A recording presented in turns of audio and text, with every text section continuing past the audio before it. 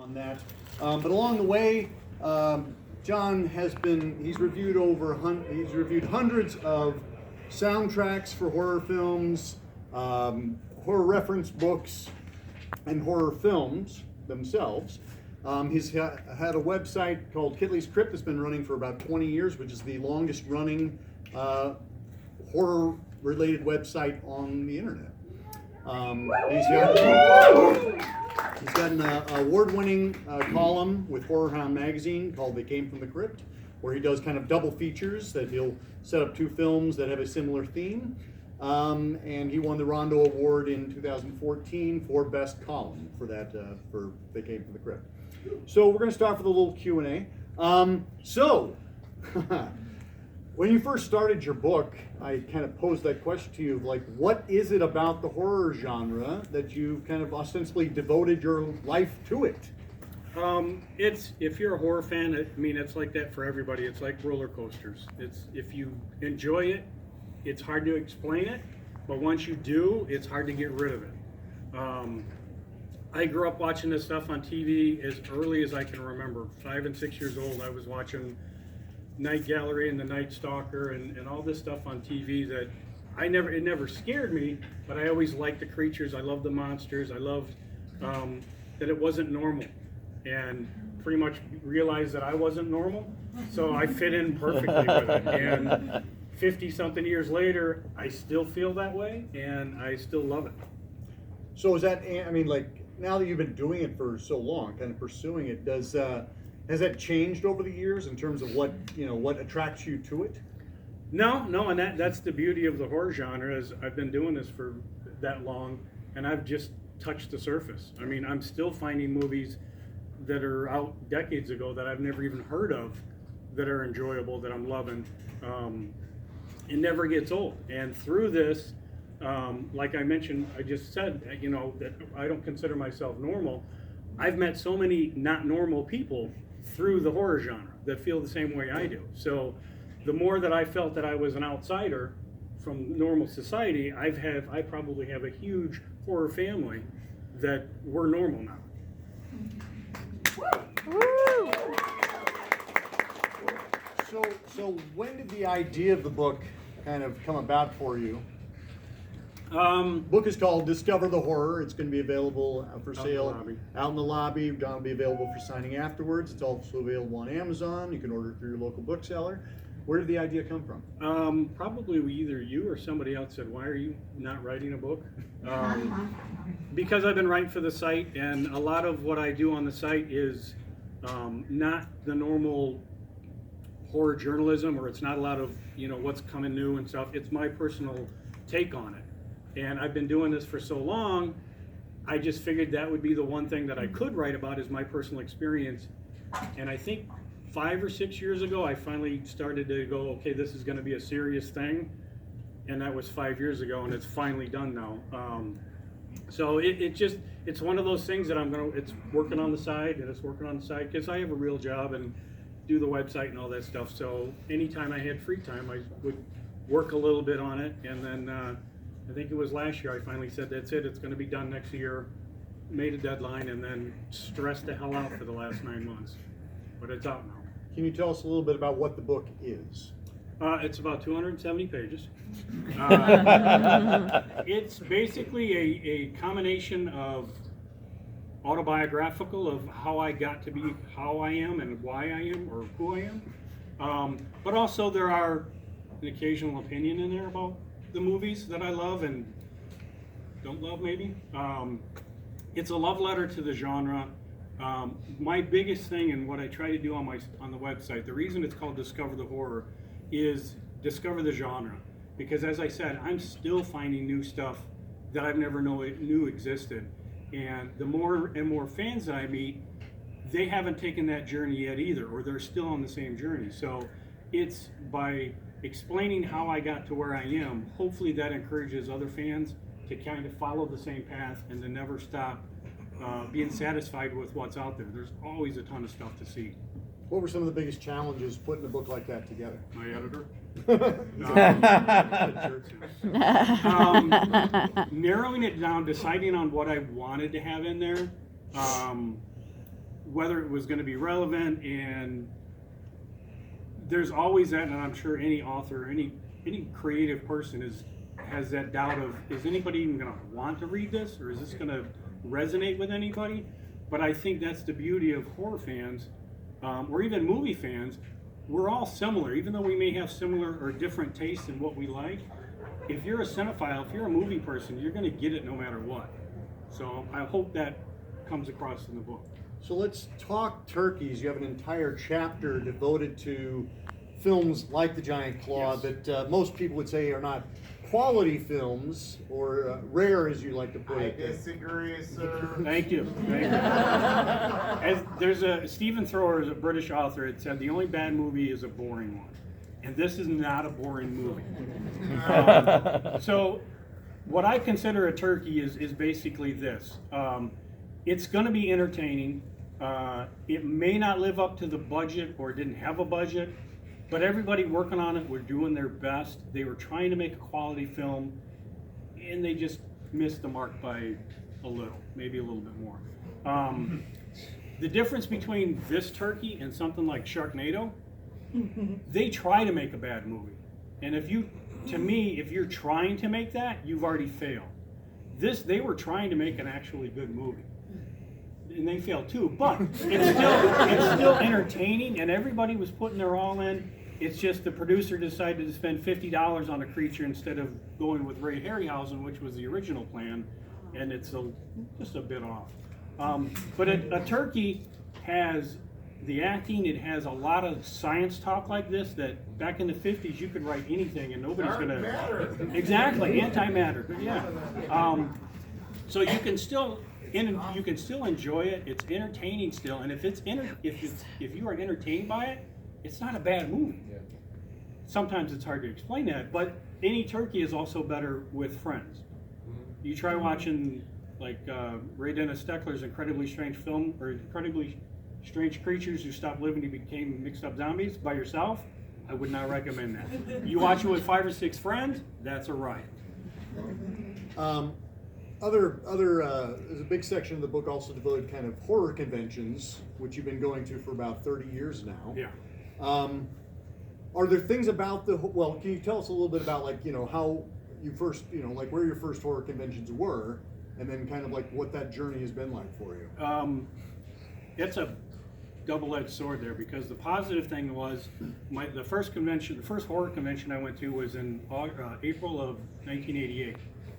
Autographs for free. I mean, free. You paid to get into the convention. Celebrities there were to meet their fans, not customers. That has unfortunately changed, and a lot of celebrities now make a business out of it, and I think we've lost the fandom of what it was about appreciating the movies, the people that worked on them, and the actors, where now it's more of a business. And I think we've lost that, and that's why I said it's a double-edged sword. It's depressing, because my first show, I come out of the dealer room, and here's George Romero's just standing there signing autographs. Clive Barker was there just wandering around. So that was the first time I've ever met anybody that I considered famous. And now you go to a show and it's anybody and everybody, but you got to pay to even talk to them. So it's kind of depressing these days. But on the flip side of that, as I mentioned a little bit ago, because of the conventions, I've met so many fellow fans that now I consider my family. That is the best part for me, is these little family reunions that I go to 8 or 9, 10 times a year. So that's the best part of it, because if you can make friends in the genre, you're never that lonely kid sitting there watching movies by yourself that you can't talk about because nobody cares. Now, obviously there's a lot of people here that came to see a giant turkey. So the fact that everybody came out to see this just warms my heart. Unbelievable. I think Dawn, your wife, is out by the She's in books. the lobby. Yeah, Yeah. by the books. Does she enjoy? I'm sure she's your co-pilot for a lot of these films. Does she enjoy horror films as much as you do? She's pretty much given up. We've been together for 36 years. Yeah! If there was anybody that was a saint, or should be a saint, to put up with me, She will watch anything, and even Paul Naschy films that I just adore. She does not like Paul Naschy, and I'm still married to her. She puts up with it. She will watch any. She will snicker and make a few comments here and there, but she is willing to watch anything. And I put some movies on that she really, I think, questioned her choices, her life choices. But generally, she doesn't mind. And the fact that she's put up with me is, like I said, she's a saint. Everybody give Dawn a high five and we'll go. Yeah. Or at least a sympathetic look, or I'm sorry, but. A couple more questions, and we'll open it up for questions from the audience.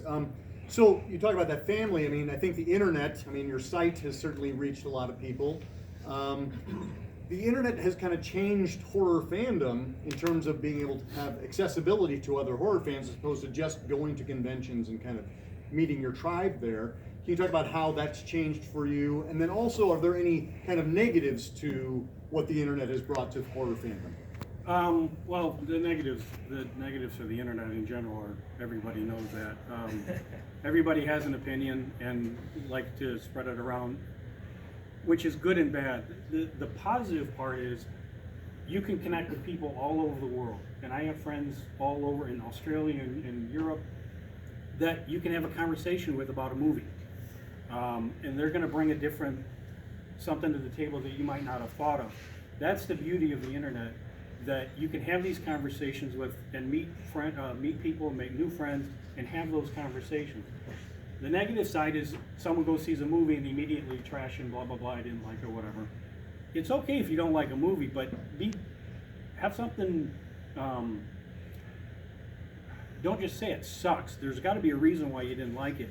Be a little bit more literate in what you're talking about. There are plenty of movies that I don't like, but if I talk to someone that loves the movie and you have that conversation, I may start to think of it a different way, and I'm going to have to go back and watch it again. And I may see something differently than before. Headless eyes. That still sucks. Headless Eyes is another turkey, and again, it's not a well-made film, but some people love it. But again, that's the one thing that the internet can be positive for, is even if you don't like something, be a little bit more critical, I can't think of the word now. Explain why you don't like it. Don't just say it sucks. Hey, the acting I didn't care for. I don't like cannibal movies. For some reason, I can watch like stuff about Ed Gein and Texas Chainsaw, but if you get one of them New Guinea guys in a grass skirt, that messes me up, and I can't watch those. But I'll go back and maybe rewatch them and see if there's something. Maybe because it bothers me, that's why it affects me. But I don't look at them as bad movies. It's not something that I don't say that I hate them. It's just not my particular taste. And if you can get over that and have that discussion with other people, I think that's where the internet can win. Yeah. Kind of finding that common ground. Yes, yeah. You don't have to love everything, but at least be able to explain why you love it or why you don't love it. And just agreeing that we all love the genre. Yes. You know, as a whole. Yes. Are there any questions from the crowd? Yes, sir. Just right back to that. Is there any movie that you actually hate? We don't have all day. Cannibal. Hate. No, hate. It's a strong word. It's not nice to hate. I don't hate.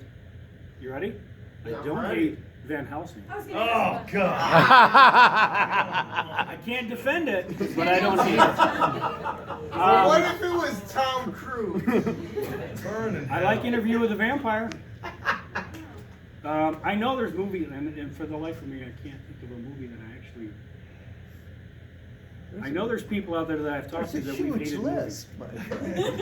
Greg? There's a huge What list movie of do I movies you hate. There's got to be a movie that we've talked about. Hellraiser 3. Hellraiser 3. Thank Hell you. on Brian. Earth? That's That- a good movie. I know it's not. That movie I do hate. I watched that in the theater when it first came out. And when I got the box set, I rewatched it thinking maybe I was a little over rambunctious. No, that movie's still terrible. Oh, So that one I do those hate. were my first boobs, and it's a great movie. Yes, sir. Dave. You know, people are getting drawn to the genre for all sorts of different reasons. And you know, some people love classic films, some people love the more modern stuff. They like a particular subgenre of film. I really like films that get under my skin, that scare me, that bother me, that disturb me, but that I feel are intelligent and well made. I'm curious, what is it, if you had to like pigeonhole yourself for what the primary draw to genre is to you?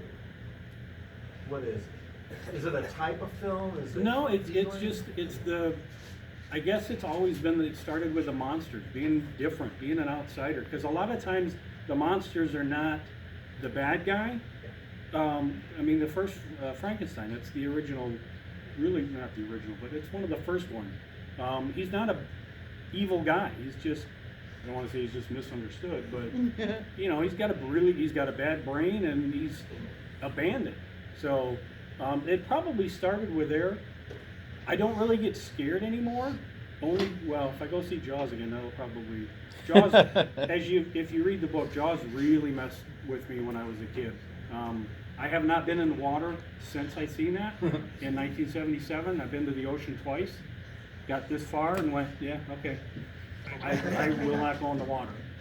So if I see a movie like Open Waters, I would not watch because I know what the movie was about and I didn't want to go there.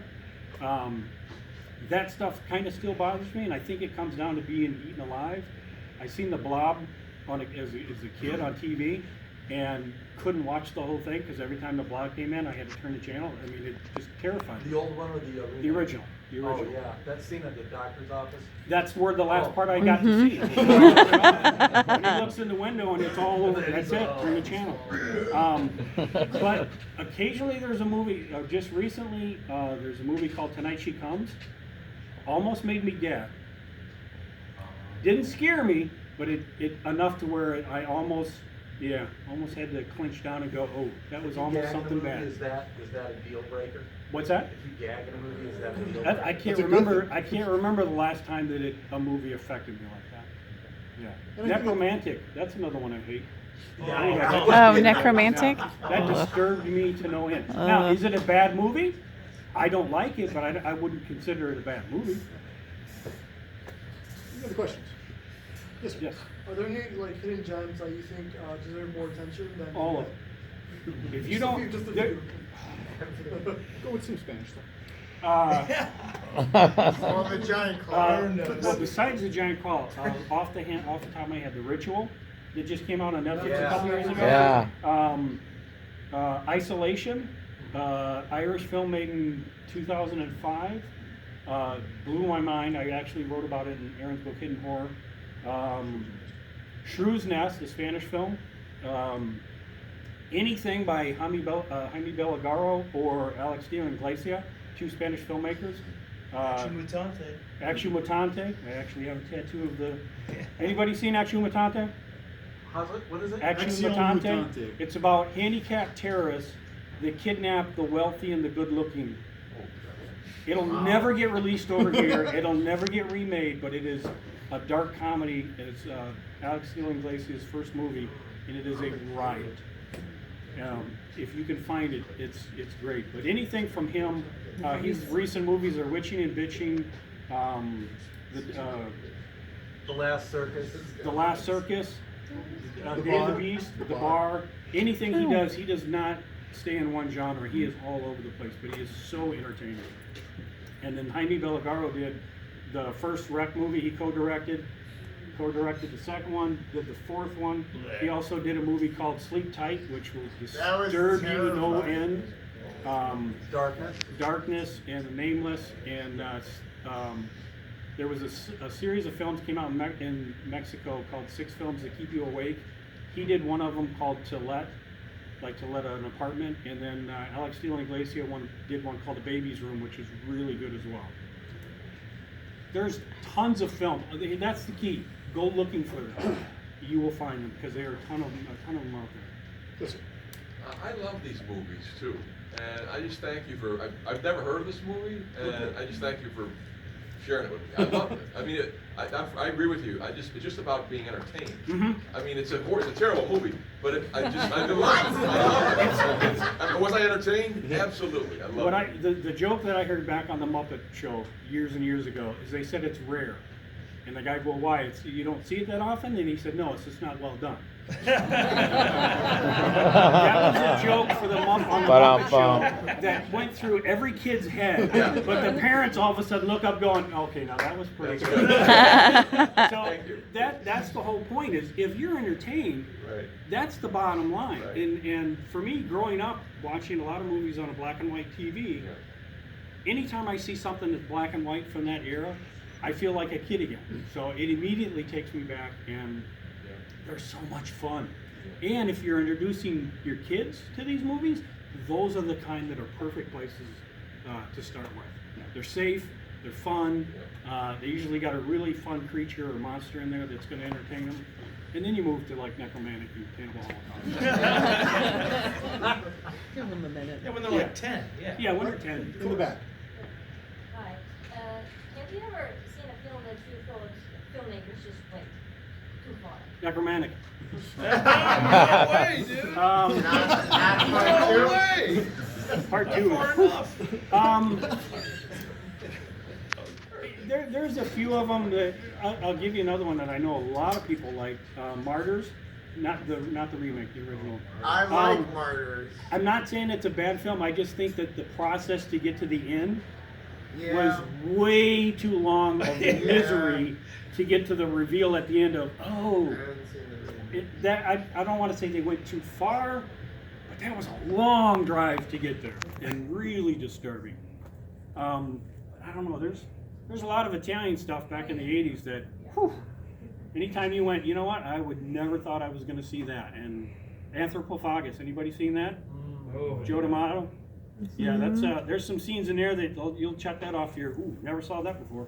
Would you agree? I mean, that's kind of the nature of the horror genre, is that you're constantly looking for that envelope and looking to push it. Yeah, when on a side note, kind of like, or similar to that, I never liked spicy food before, and then all of a sudden I started liking it. So when you first get into it, the first thing is I want to taste the hottest.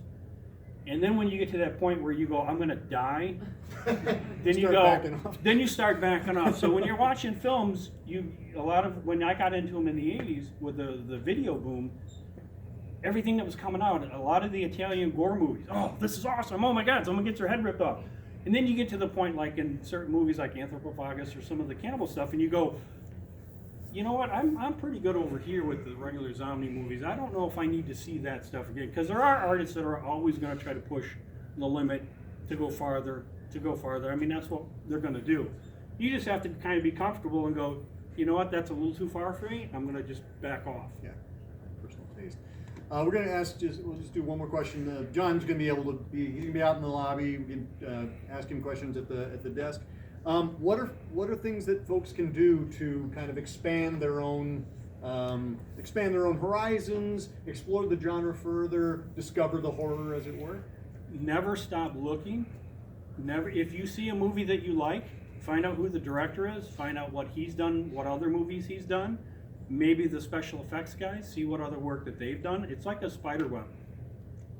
I did this when I got into music back in the 80s. If I bought an album and I liked it, the singer was in this band, I'd buy that album and find out if I like that, and then it would go over the guitar player. It's the same thing with movies. If you watch The Giant Claw, this guy, Fred Sears, directed this. He directed, just gone. He only worked for 10 years, and he was averaging like 6 movies a year in the 10 years that he worked. Sam Katzman, the producer of this, made 240 films in 40 years. There were some years that he was making 13 films a year. Yeah, that's more than Tarantino's done in his career. So, but that's what you do. You find the guys something that they made that impressed you, you look on, and it's perfect now on IMDb. You go on there and it's instant. You can find out other films that they did, start checking that stuff out. It's not going to say that everything they did you're going to like, but that's how you start to learn what you're going to like, what you're not going to like, and it opens up the window just huge, huge. Like I said, I'm still not done watching movies. Thank you very much, everybody, for coming out. Thank you. Yeah!